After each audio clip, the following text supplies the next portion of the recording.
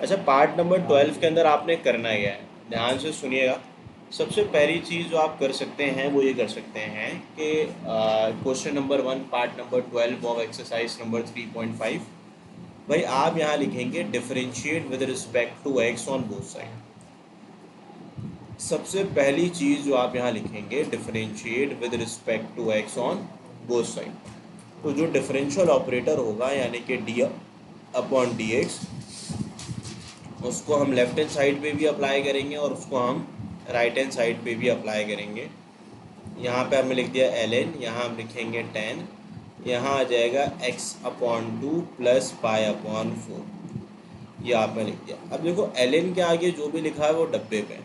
ये L N के आगे पूरा लिखा हुआ है, दैट इज एंड डब्बा। अब what is the derivative of l n डब्बा, ये मैंने आपको ऑलरेडी एक्सप्लेन किया हुआ है।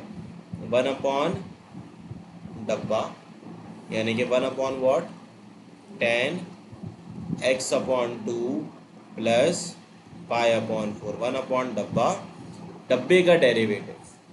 तो what is the derivative of 10x, आप सबको याद है, sec square x upon 2 plus pi upon 4। ये आप लिख देंगे। उसके बाद आपने एंगल का डेरिवेटिव लेना है।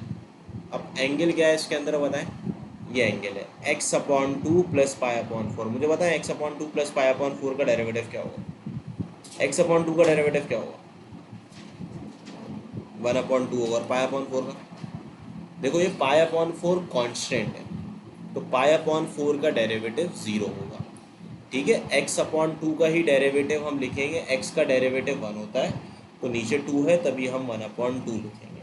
अच्छा, अगला काम जो आप कर सकते हैं वो ये कर सकते हैं कि आप यहाँ 1 लिखेंगे, यहाँ पे आपने डिनोमिनेटर बनाया, 10x बराबर होगा साइन अपॉन कॉस, यानी कि आप लिखोगे sine x upon 2 plus pi upon 4, और फिर आप यहाँ लिखोगे cos x upon 2 plus pi upon 4। यहाँ आ गया cos x upon 2 plus pi upon 4। अच्छा, रही बात सेक की, भाई सेक बराबर होता है, आप असल में इसको आप बेसिक ट्रिग्नोमेट्रिक फंक्शन पे ब्रेक करें, तो सेक इज़ 1 अपॉन कॉस, ये आपको याद होगा, सेक बराबर होता है 1 अपॉन कॉस के।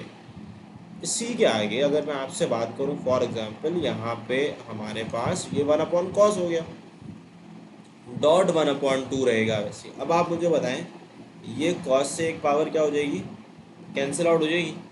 अब जब ये कैंसिल होगी तो फिर क्या बचेगा, भाई न्यूमेरेटर में 3 दफ़ा 1 लिखने में, 1 को 3 दफ़ा मल्टीप्लाई करो, आंसर क्या आएगा, जाहिर सी बात है 1 ही आएगा। अब इसी के आगे देखिए यहाँ 2 लिखा हुआ है, 2 को आप पहले लिख लें, यहाँ पे आप लिख लेंगे 2 पहले, उसके बाद आप लोग लिखेंगे साइन, फिर यहाँ आएगा x upon 2 plus pi upon 4, और इसी के आगे आप लिखोगे कॉस, और फिर क्या आएगा बताओ, x upon 2 plus pi upon 4। ये तीनों चीज़ें मैंने लिख दी, पहले क्या लिख दिया 2, फिर क्या लिख दिया साइन, फिर क्या लिख दिया बताओ कॉस।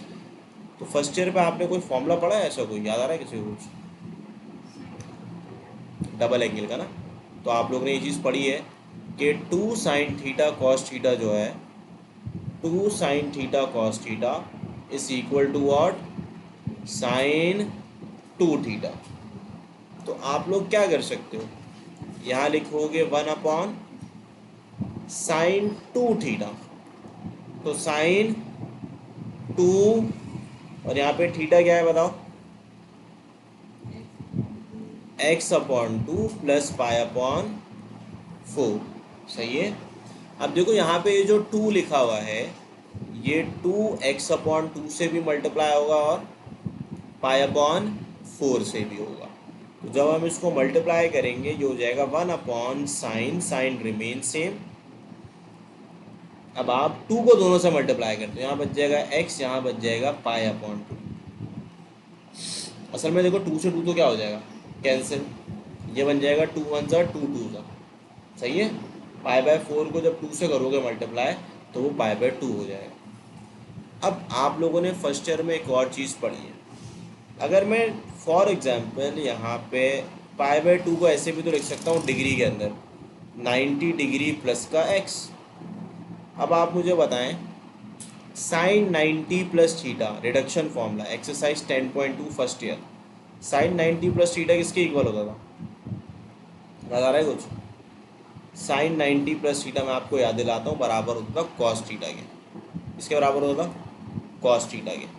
तो आपके पास यही चीज़ फिर बन जाएगी, साइन थीटा की जगह आप लोग लिख देंगे यहाँ पे 1 अपॉन कॉस थीटा। 1 अपॉन यानी कि कॉस एक्स, और 1 अपॉन कॉस एक्स किसके इक्वल होता है बताओ? Sec x. So this will be your जवाब of the d y d x. इसको आप लोग एक नज़र देख लें, इसको आपने इस तरीके से सॉल्व करना, ठीक है।